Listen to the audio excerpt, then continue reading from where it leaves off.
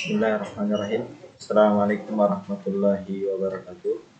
Perkenalkan, nama saya Muhammad Rasan, Prodi D4 Teknik Elektro. Baiklah, pada kesempatan ini saya akan memaparkan materi tentang pembangkit listrik tenaga mikrohidro.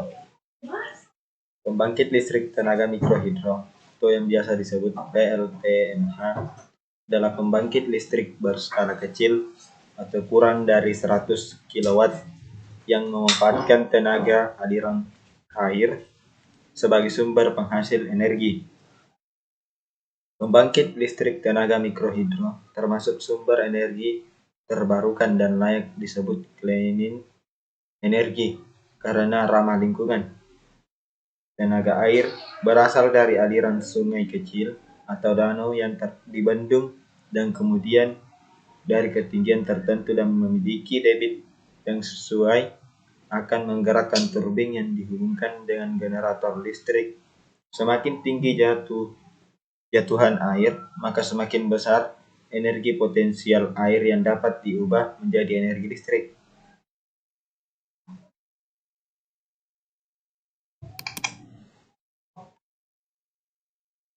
Pembangkit tenaga air merupakan suatu bentuk perubahan tenaga dari tenaga air dengan ketinggian dan debit tertentu menjadi tenaga listrik dengan menggunakan turbin air dan generator. Bentuk pembangkit tenaga mikrohidro bervariasi, tetapi prinsip kerjanya adalah sama, yaitu perubahan tenaga potensial menjadi tenaga listrik. Perubahan energi tersebut tidak terjadi secara langsung, tetapi berturut-turut melalui perubahan sebagai berikut. Yang pertama, tenaga potensial menjadi tenaga kinetik. Kedua, tenaga kinetik menjadi tenaga mekanik. Yang ketiga, tenaga mekanik menjadi tenaga listrik. Tenaga potensial adalah tenaga air karena berada pada ketinggian. Energi kinetik adalah tenaga air karena mempunyai kecepatan. Tenaga mekanik adalah tenaga kecepatan air yang terus memutar kincir atau turbin. Tenaga listrik adalah hasil dari generator yang berputar akibat berputarnya kincir atau turbin. Adapun keuntungan dari pembangkit listrik tenaga mikrohidro ialah yang pertama, pembangkit listrik tenaga mikrohidro ini cukup murah karena menggunakan energi alam. Yang kedua, memiliki konstruksi yang sederhana dan dapat dioperasikan di daerah terpencil. Ketiga, tidak menimbulkan pencemaran pada lingkungan. Yang keempat, dapat dipadukan dengan program lainnya seperti irigasi dan perikanan. Yang kelima, dapat mendorong masyarakat agar dapat menjaga kelestarian hutan sehingga ketersediaan air terjamin. Selanjutnya, prinsip pembangkit listrik tenaga mikrohidro. Pembangkit listrik tenaga mikrohidro pada prinsipnya memanfaatkan beda ketinggian dan jumlah debit air per detik yang ada pada aliran air saluran irigasi, sungai atau air terjun. Aliran air ini akan memutar poros turbin sehingga menghasilkan energi mekanik. Energi ini selanjutnya menggerakkan generator dan generator menghasilkan listrik. Sebuah skema mikrohidro memerlukan dua hal, yaitu debit air dan ketinggian jatuh atau height untuk menghasilkan tenaga yang dapat dimanfaatkan. Hal ini adalah sebuah sistem konversi energi dari bentuk ketinggian dan aliran energi potensial ke dalam bentuk energi mekanik dan energi listrik.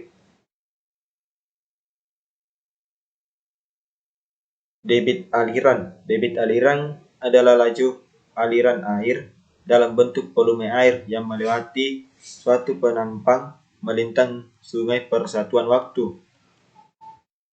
Sistem satuan besarnya debit dinyatakan dalam satuan meter kubik per detik.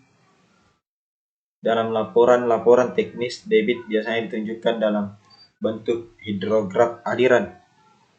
Pengukuran debit air dapat dilakukan dengan mengukur waktu tempuh pelampung untuk panjang atau jarak tertentu yang ditentukan. Dari besaran jarak dan waktu dapat dihitung kecepatan air. Pembangkit listrik tenaga mikrohidro skala kecil sangat tergantung dengan ketersediaan air dan kondisi alam sekitar pembangkit. Untuk itu, perkiraan debit air dan maksimum sangat penting dalam suatu perencanaan. Selanjutnya, turbin air. Turbin air adalah turbin yang menggunakan air sebagai fluida kerja. Air mengalir dari tempat yang lebih tinggi menuju tempat yang lebih rendah dalam proses aliran di dalam pipa. Energi potensial berangsur-angsur berubah menjadi energi kinetik. Di dalam turbin, energi kinetik air diubah menjadi energi mekanis di mana air akan memutar roda turbin yang ditransmisikan pada generator untuk menghasilkan energi listrik. Klasifikasi turbin air berdasarkan perubahan momentum fluida kerja. Dilihat dari segi perubahan momentum fluida kerjanya, turbin air dibedakan dalam dua golongan utama, yaitu yang pertama, turbin influx. Turbin influx merupakan turbin air yang memiliki tekanan sama pada setiap sudut geraknya atau runner. Energi potensial air diubah menjadi energi kinetik pada nozzle. Air keluar nozzle yang mempunyai kecepatan tinggi membentur sudut turbin. Setelah membentur sudut arah, kecepatan aliran berubah sehingga terjadi perubahan momentum atau influx. Yang kedua, turbin reaksi. Sudut pada turbin reaksi mempunyai profil khusus yang menyebabkan terjadinya penurunan tekanan air selama melalui sudut. Perbedaan ini memberikan gaya pada sudut, sehingga runner bagian turbin yang berputar dapat berputar. Turbin yang bekerja berdasarkan prinsip ini dikelompokkan sebagai turbin reaksi. Runner turbin reaksi sepenuhnya tercelup di dalam air dan berada dalam rumah turbin. Turbin reaksi bekerja dengan cara penggerak turbin air secara langsung mengubah energi kinetik juga energi tekanan secara bersamaan menjadi energi mekanik. Contohnya adalah turbin Prancis dan turbin Kaplan. Klasifikasi turbin air berdasarkan sistem aliran air pendorong. Yang pertama, overshoot. Tipe overshoot adalah tipe turbin air yang aliran air pendorongnya menabrak sudut pada bagian atas turbin. Berikut adalah gambar mengenai turbin air tipe overshoot. Tipe ini cocok dipasang pada perairan dangkal pada daerah yang rata. Tipe ini disebut juga dengan Vertuvian. Keuntungannya yang pertama, tingkat efisiensi yang tinggi dapat mencapai 85%. Yang kedua, tidak membutuhkan aliran yang deras.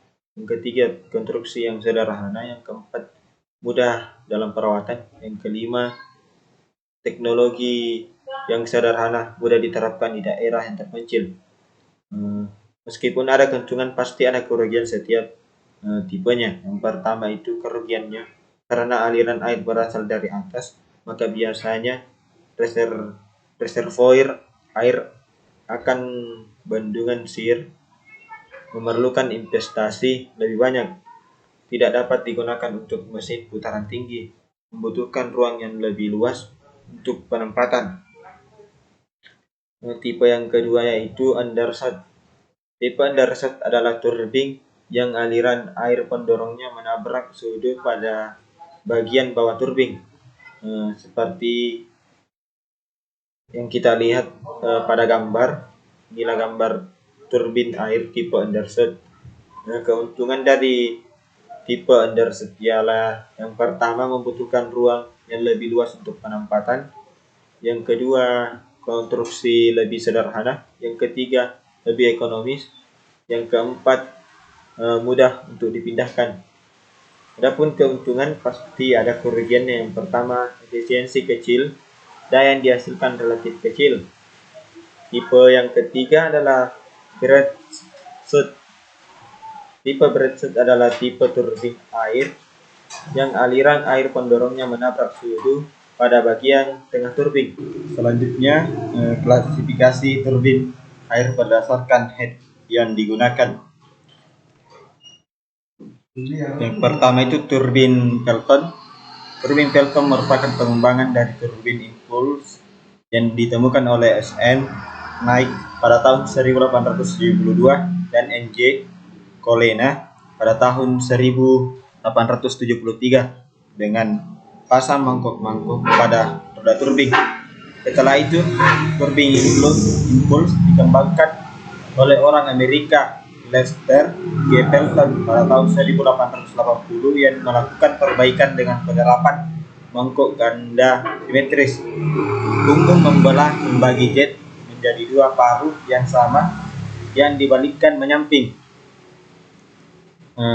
Inilah gambar turbin Pelton.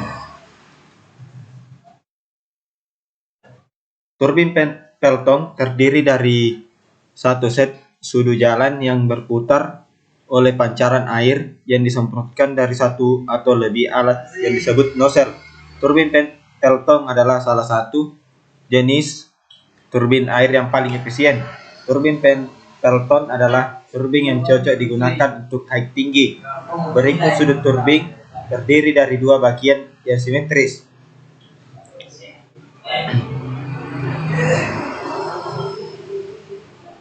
Turbin Pelton memiliki komponen utama yaitu sudut turbin, nozzle, dan rumah turbin. Berikut adalah penjelasan mengenai komponen tersebut. Yang pertama, sudut turbin. Sudut turbin ini terbentuk mangkok yang dipasang di sekeliling roda jalan runner. Setiap pemotongan pancaran air oleh mangkok pada umumnya terjadi secara mendadak, di mana sebagian aliran akan membentur dan sebagian lain terbelokkan ke bagian yang samping sudut. Inilah sudut turbin Pelton. Yang kedua, nozzle. Nozzle adalah alat atau perangkat yang dirancang untuk mengontrol arah atau karakteristik dari aliran fluida, terutama untuk meningkatkan kecepatan saat keluar atau memasuki sebuah ruang tertutup atau pipa. Inilah gambar nozzle turbin Pelton. Klasifikasi jenis nozzle antara lain sebagai berikut. Yang pertama, nozzle jet. Yang kedua, nozzle magnetik. Yang ketiga, nozzle spray. Selanjutnya adalah rumah turbin. Rumah turbin ini berfungsi sebagai tempat dudukan roda jalan dan penahan air yang keluar dari sudut-sudut turbin. Bagian B, turbin turbo. Turbin turbo dapat beroperasi pada head 30-300 meter. Seperti hal dengan turbin Pelton, turbin turbo juga merupakan turbin impuls, tetapi sudunya berbeda, yakni memiliki konstruksi sudu yang disusun secara sinusoidal. Selanjutnya, turbin cross flow. Salah satu jenis turbin impuls ini juga dikenal dengan nama turbin Michael Benki yang merupakan penemunya. Ini adalah turbin cross flow yang tertera di layar. Yang selanjutnya, turbin Prancis. Turbin Prancis paling banyak digunakan di Indonesia. Turbin ini digunakan dari PLTA, pembangkit listrik tenaga air, dengan tinggi terjun sedang yaitu antara 20-400 meter. Turbin Prancis digunakan untuk memanfaatkan energi potensial pada ketinggian menengah dari beberapa puluh meter sampai 100 meter.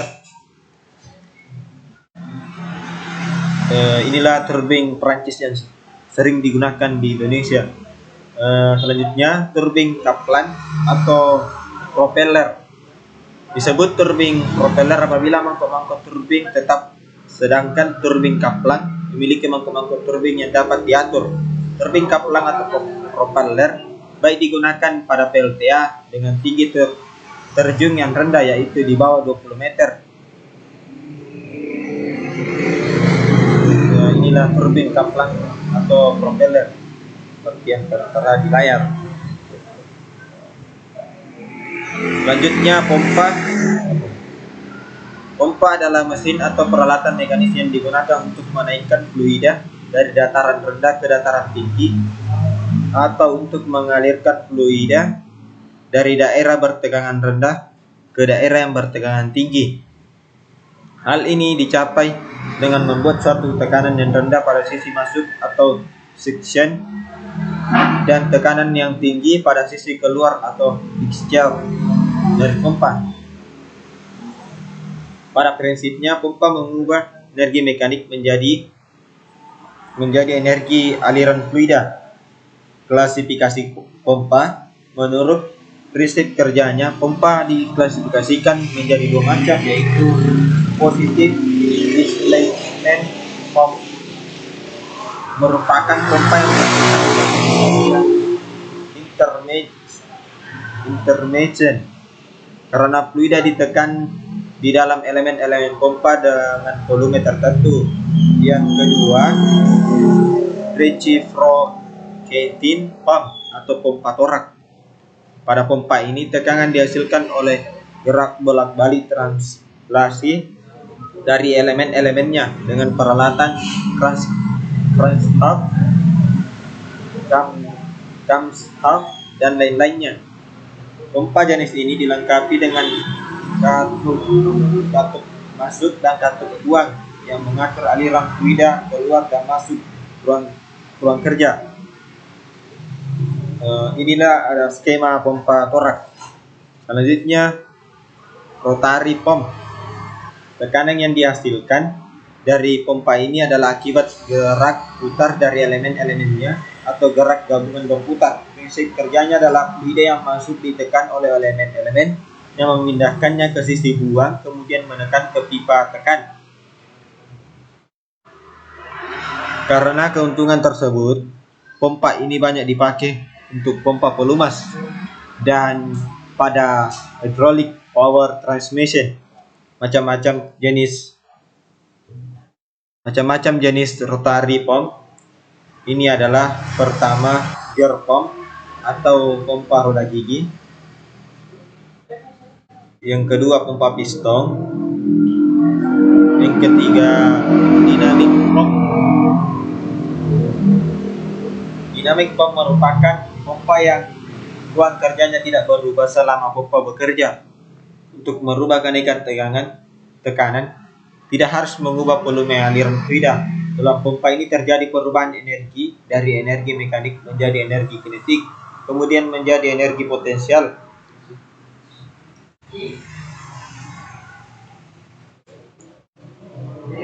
Yang termasuk di dalam jenis pompa ini adalah pompa aksial dan pompa sentrifugal. Pompa aksial adalah berputarnya impeller akan menghisap fluida yang dipompakan dan menekan ke sisi tekan dalam arah aksial. Pompa sentrifugal adalah sebuah rotor dari sudut-sudut yang berputar pada kecepatan tinggi.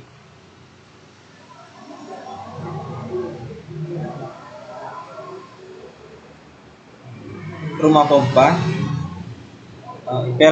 Impeller merupakan bagian yang berputar dari pompa yang memberikan daya pada air, sehingga air akan mendapatkan energi spesifik berupa kecepatan dan tekanan. Rumah pompa memiliki beberapa fungsi. Yang pertama, sebagai pengarah fluida yang dilemparkan impeller akibat gaya sentrifugal yang menuju pompa tekanan. Sebagian energi kinetik fluida diubah menjadi tekanan.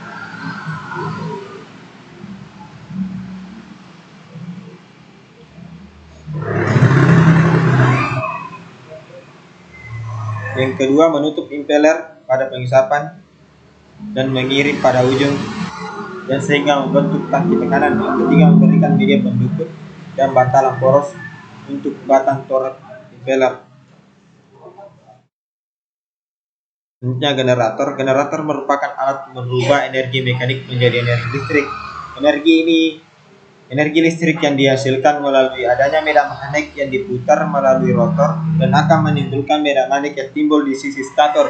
Kemudian medan magnet yang terjadi di stator dengan pola-pola tertentu akan menimbulkan arus listrik yang mengalir di kumparan stator yang dialirkan melalui saluran transmisi sebagai arus listrik. Semakin besar putaran generator, maka semakin besar energi listrik yang didapat dan semakin besar energi kinetis yang diperlukan untuk Terpasang merupakan beban listrik yang digunakan sebagai media penerangan.